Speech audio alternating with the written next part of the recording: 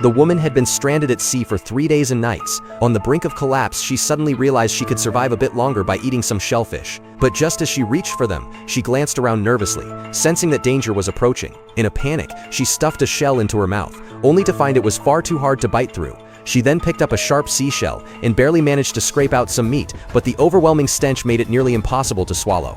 Luckily, a small rock pit nearby held some morning dew, which gave her just enough strength to carry on. Suddenly, the sea began to stir. A shark was circling her with menacing intent. She climbed to the highest point of a nearby reef, cautiously watching its movements. To her surprise, she spotted an oil drum floating on the surface in the distance. An idea flashed through her mind, a risky plan to escape death. Using her pulse, she timed how long the shark took to swim one full circle, calculating whether she could retrieve the oil drum before it returned. After careful estimation, she was confident that if she swam fast enough, she could make it. She removed the signal flare gun strapped to her leg and carefully placed it on the reef. As soon as the shark swam away again, she dove into the water without hesitation.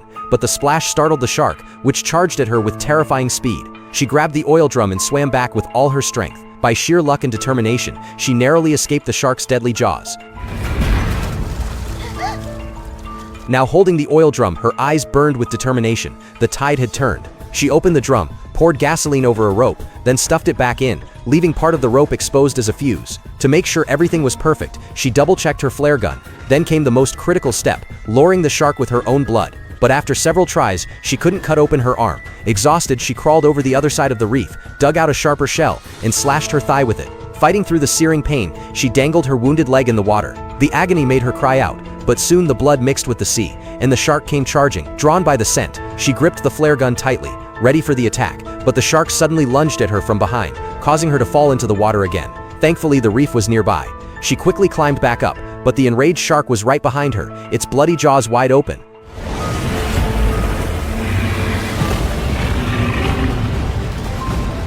At the perfect moment, she hurled the oil drum straight into its mouth and fired the flare gun.